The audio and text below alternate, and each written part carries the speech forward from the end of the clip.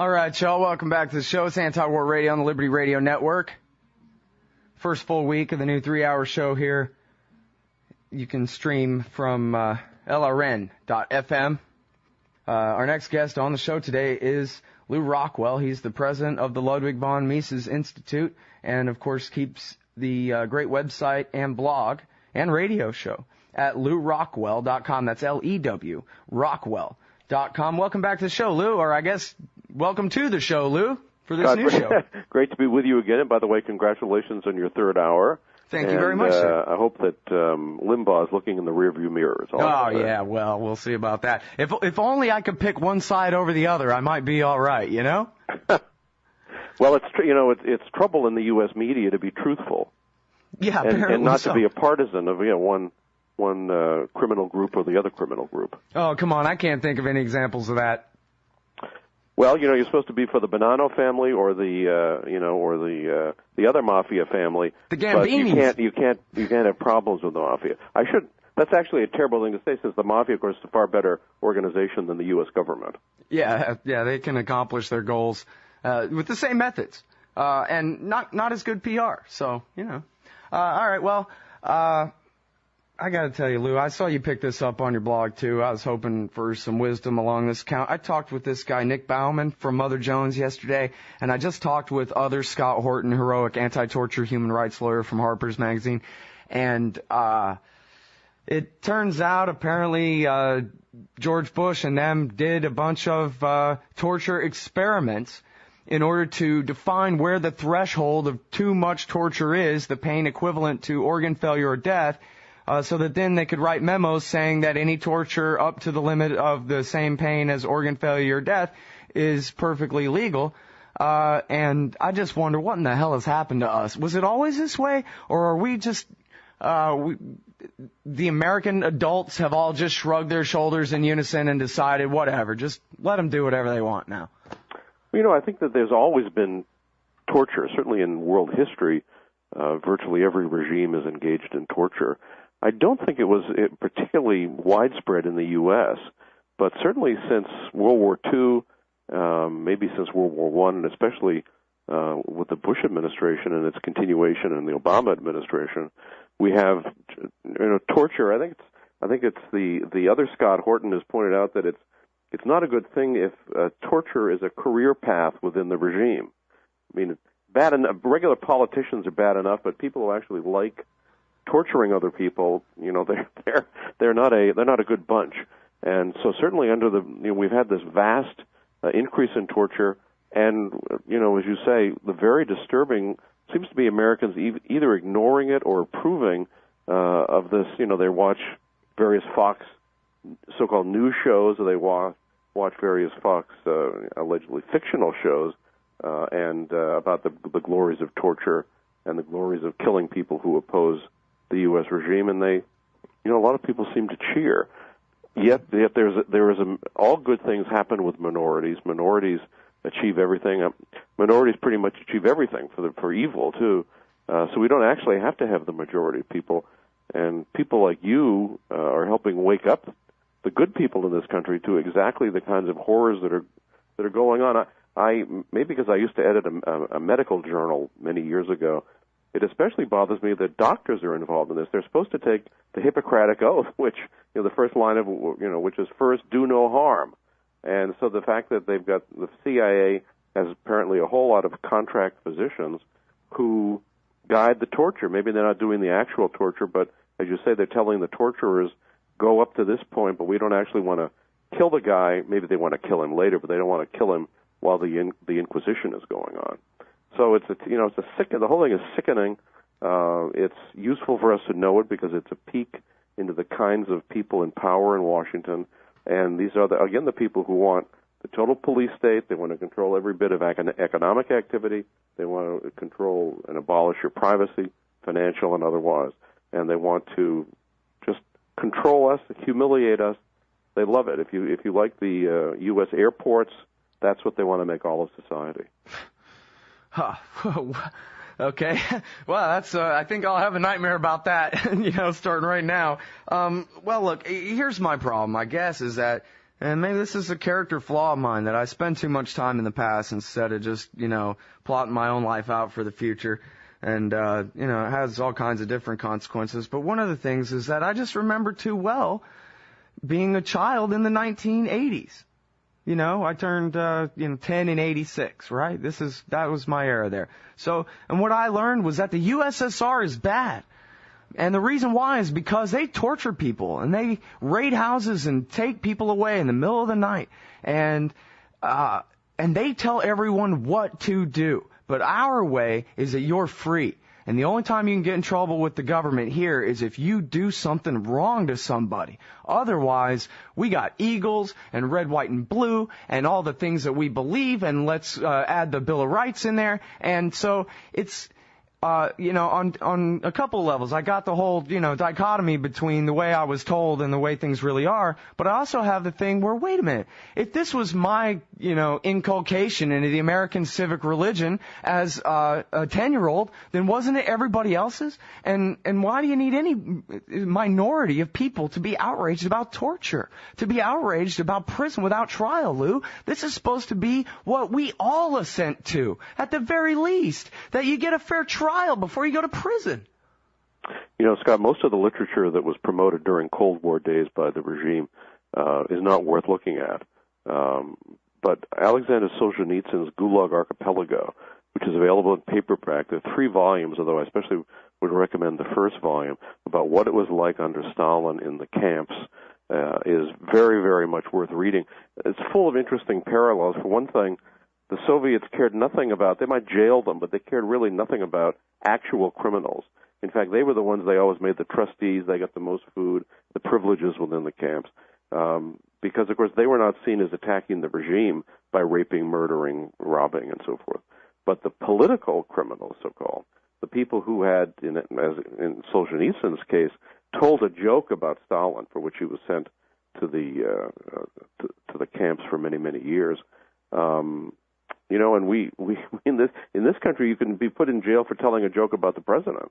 I mean, there was a case of a man in Colorado who told a joke when Bush was in town. This is in Denver, at a bar, and I don't know what the joke consisted of, but the punchline is something to do with a burning bush, making a reference to the Old Testament burning bush and the then current president. He was arrested, and I've never been able to find out what happened to him, but he was taken off, and he told a politically incorrect joke.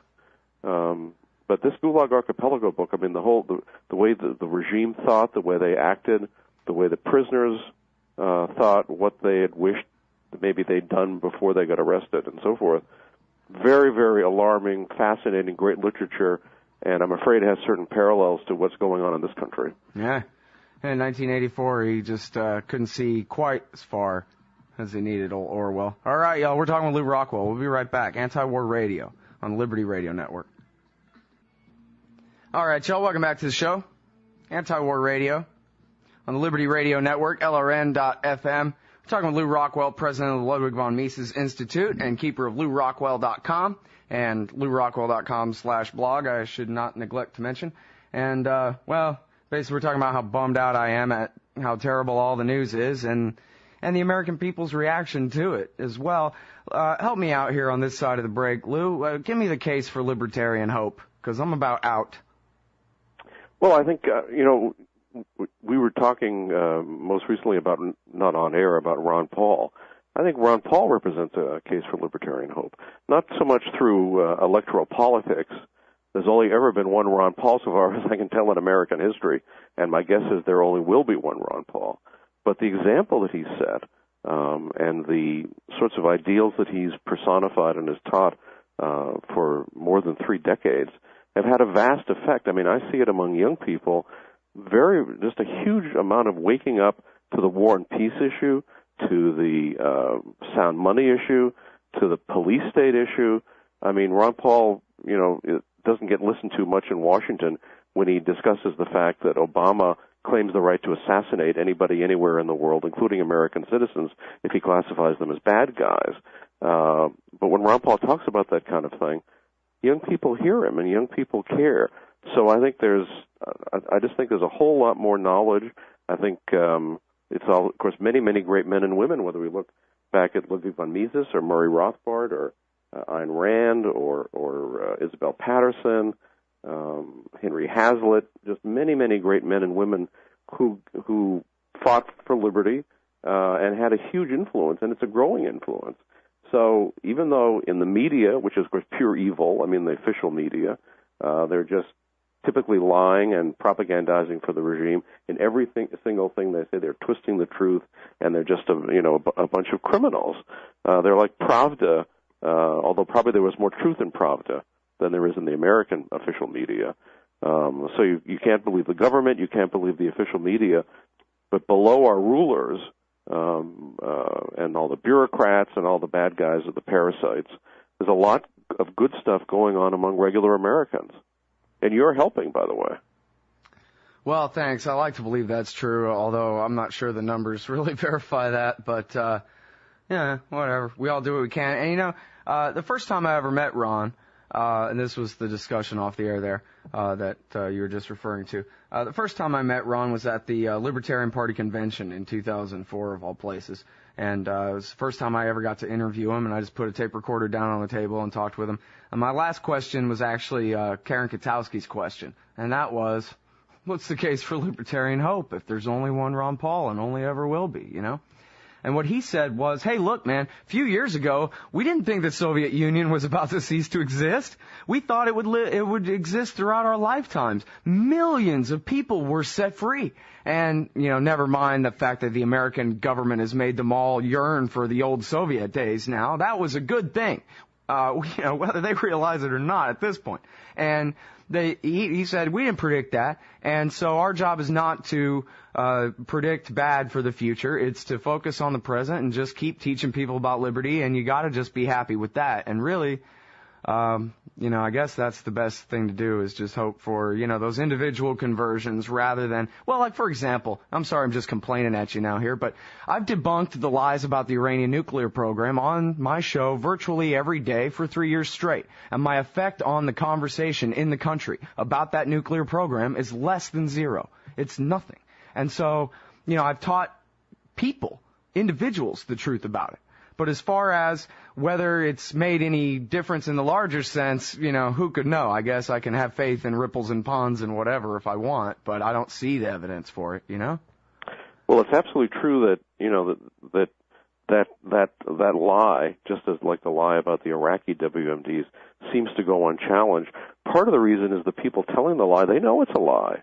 I mean, the Christian right types and all those who want to go to war against Iran, murder people in Iran by the hundreds of thousands, maybe more, maybe even use nuclear weapons against Iran, a country which is, of course, in hundreds of years since they attacked anybody else, unlike the U.S. and its various allies.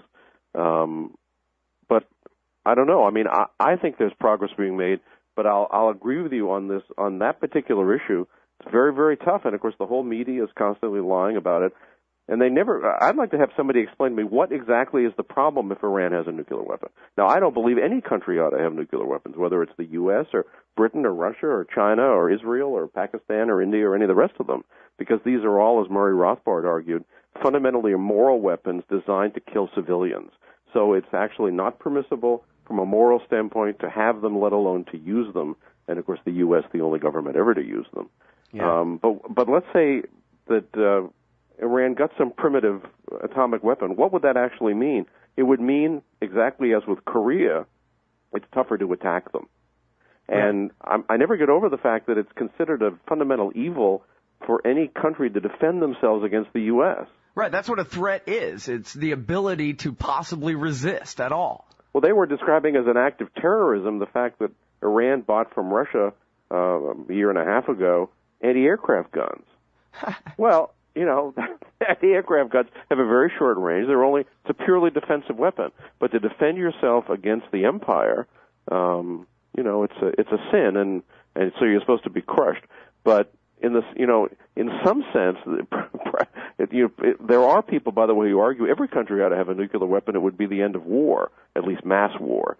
So I don't know whether I agree with that. In fact, I don't agree with it, but I sort of see it. I sort of see the point, and I can understand why some people in Iran want to have an atomic weapon to defend themselves. It actually, back in old Cold War days, they used to talk about these things were just defensive, and there'd be because they would be mutually assured destruction, that there never would be a war. And indeed, there, thank goodness, never has been a war, hot war between the U.S. and Russia yet. Yeah. So I don't know, but there have been at least 20 very close calls. And of course, as with any demonized people, we're never shown any pictures of the Iranians. We know nothing about their cities, their culture, their people, their homes, nothing about them. Their businesses, their universities. It's all kept carefully hidden, so much the easier to incinerate them. Right. That's such an important point, because the people of Iran end up being reduced to pretty much an inaccurate blob of a shape on a map in people's minds, rather than, land where people are standing, and it seems flat from there and all that, just like here, just like where you are. Well, this has been a great civilized people for, 5,000 years? I mean, but from the typical person who's believing U.S. government propaganda, there are a bunch of, crazy mullahs wanting to kill everybody, and they want to commit suicide, and all the same stuff they used to say about China back in Korean War days. They always demonize the opponents of the U.S. government are never human. They're always subhuman. They're the undermen, and therefore, of course, they should be killed, and all their women and children, too, because they might grow up to be terrorists as well. Yeah, nits make lice. In fact, that kind of brings me back to one of my original points here, was when I was a kid, everybody felt bad about what happened to the Red Indians of America. And I wonder now whether maybe, genocide is back in style. Screw it. I'm not sure. My thumb is not on the pulse of America at this point, Lou. I don't even know. Maybe Custer's a hero after all. Well, I don't know. I mean, certainly back in the day when that was happening, it seemed like most people approved of it, and they approved of what General Sherman referred to as the final solution to the Indian question. This is typically thought of as a Hitler quote in talking about the Jewish people, but it isn't. It was actually an anti-Indian quote from 19th century America. Yeah, well, they also called it the Indiana procedure when they tied a woman down and cut her ovaries out, too. Well, that's our government. Yeah. All right. Well, thank God there's the Ludwig von Mises Institute. I'll tell you what, everybody, that's Mises.org, LewRockwell.com. Thank you so much for your time on the show, Lou. I really appreciate it a lot. Scott, great to be with you.